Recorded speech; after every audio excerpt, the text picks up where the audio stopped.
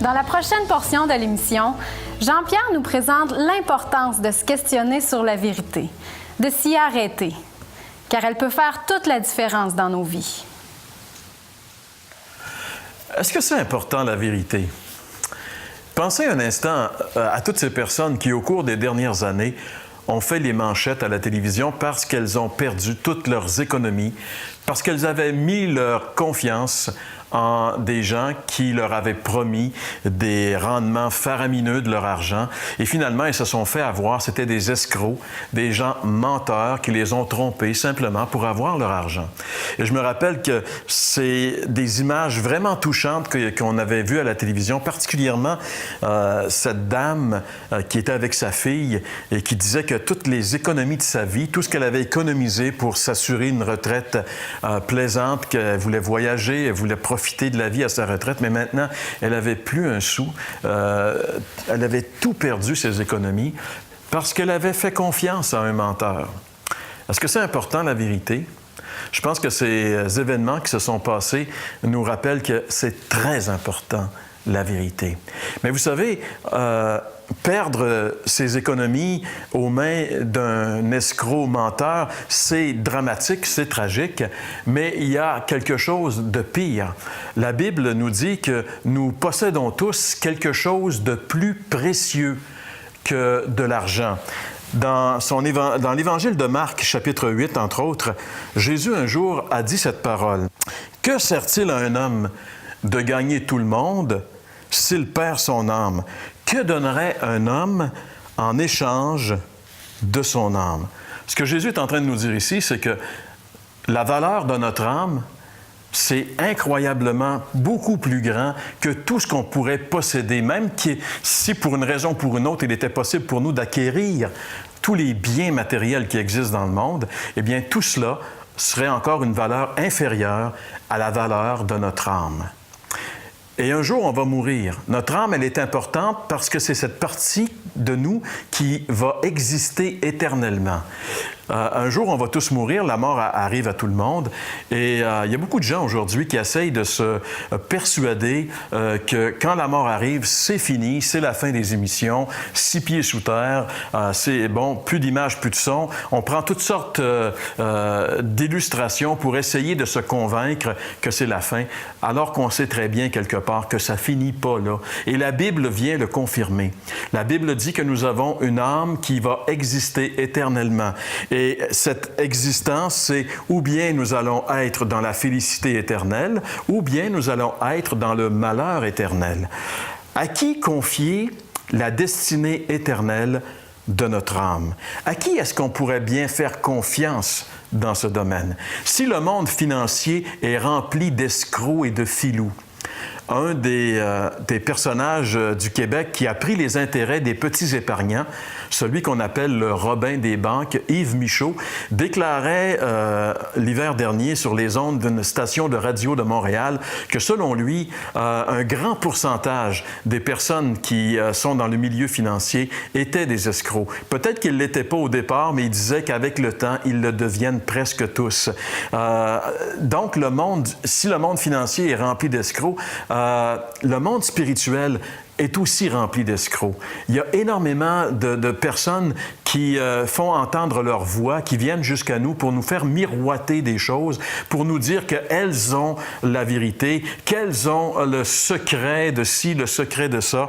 Et finalement, je veux dire, on est sollicité de tous bords, de tous côtés. Comme les gens sont sollicités du côté financier, on est sollicité du côté spirituel. Mais où est-ce qu'on peut vraiment trouver la vérité? À qui est-ce qu'on peut confier notre âme?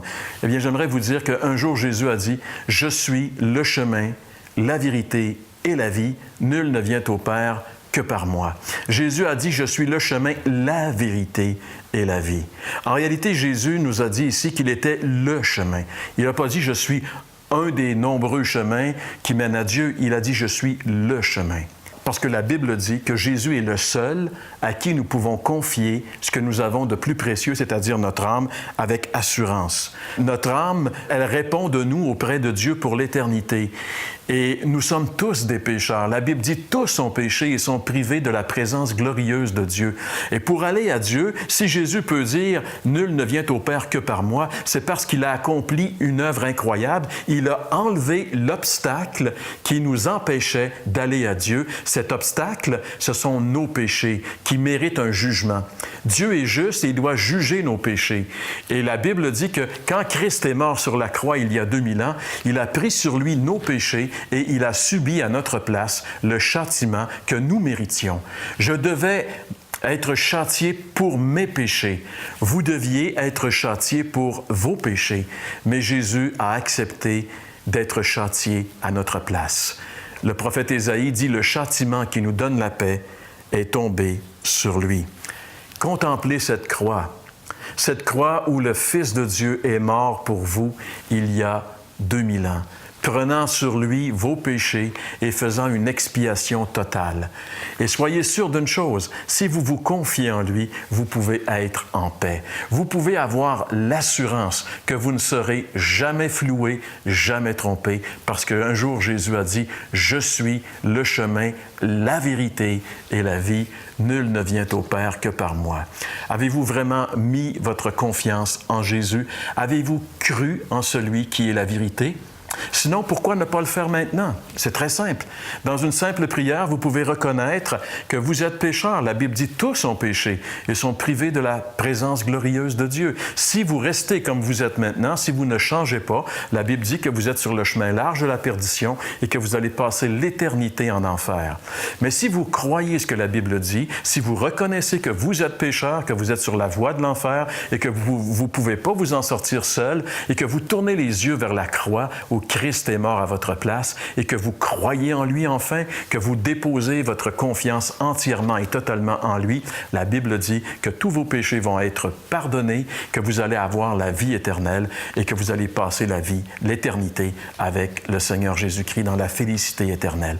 On n'a rien à perdre, mes amis. On a tout à gagner. Alors pourquoi ne pas, dans une simple prière maintenant, dire « Seigneur Jésus, je reconnais que je suis pécheur. Je reconnais, Seigneur, que j'ai cru le mensonge et que j'ai vécu dans le mensonge toute ma vie, mais maintenant je viens à toi qui est la vérité. Je te reçois comme mon sauveur. Accepte-moi, Seigneur, et fais de moi la personne que tu veux que je sois. » Et si vous faites cette prière sincèrement, vous allez enfin connaître la véritable vérité. Jean-Pierre, on ne se fait pas beaucoup d'amis quand tu affirmes, comme tu viens de le faire dans ton message tantôt, que la vérité, c'est une personne, la vérité, c'est absolu, ça laisse aucune place pour le relativisme si populaire aujourd'hui. On se fait peut-être pas beaucoup d'amis, François, mais en réalité, si on pousse au maximum cette idée de la relativité concernant la vérité, que toute vérité est relative finalement, on arrive à des absurdités incroyables. Prenons par exemple, quand j'étais petit, on m'a enseigné à l'école que 1 000, c'était à l'époque notre unité de distance, le 1000. Alors on disait 1 000, c'est 5280 pieds. C'est la distance. Alors qu'on soit au Québec, au Canada, aux États-Unis, 1 000, c'est 1 000. Pourquoi? Parce qu'il y a 1 000 qui est 5280 pieds. C'était comme une vérité absolue. C'est une vérité absolue. Voilà. Imagine-toi qu'aujourd'hui, parce qu'on est dans le relativisme, on va dire, ben moi je pense que non, 1 000, c'est... Moi j'ai plus l'impression d'avoir fait 1 000 après 5600 pieds, par exemple. Puis l'autre, c'est 5200, dépendant de notre âge. On va arriver à quoi avec ça? Je veux dire, ça va être une absurdité incroyable. Ça prend une vérité absolue. En France, par exemple, il y a le mètre étalon à Paris, quelque part.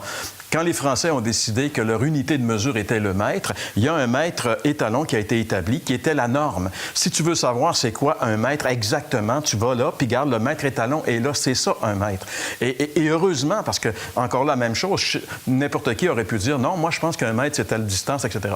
Donc, ça prend, si on enlève l'idée de la vérité absolue, on tombe dans l'absurde. C'est la seule situation. C'est ça. Puis en ce qui nous concerne, la vérité absolue, on croit que c'est la Bible, la parole de Dieu, parce qu'elle ne laisse aucune espèce de place pour la vérité relative. La Bible affirme plein de choses. D'ailleurs, une des raisons pourquoi il y a beaucoup de gens qui n'aiment pas la Bible, c'est parce qu'elle parle d'une façon absolue de beaucoup de choses. Et ça, c'est sûr que c'est pas très populaire aujourd'hui. C'est ça. Mais par contre, chaque personne qui a consulté la Bible, sérieusement, honnêtement, a réalisé que oui, c'était la vérité absolue, puis heureusement que Dieu nous a donné sa parole. Si vous ne l'avez jamais consulté, consulter, faites-le. Et vous allez voir que oui, la Bible, c'est la vérité absolue et c'est la parole de Dieu.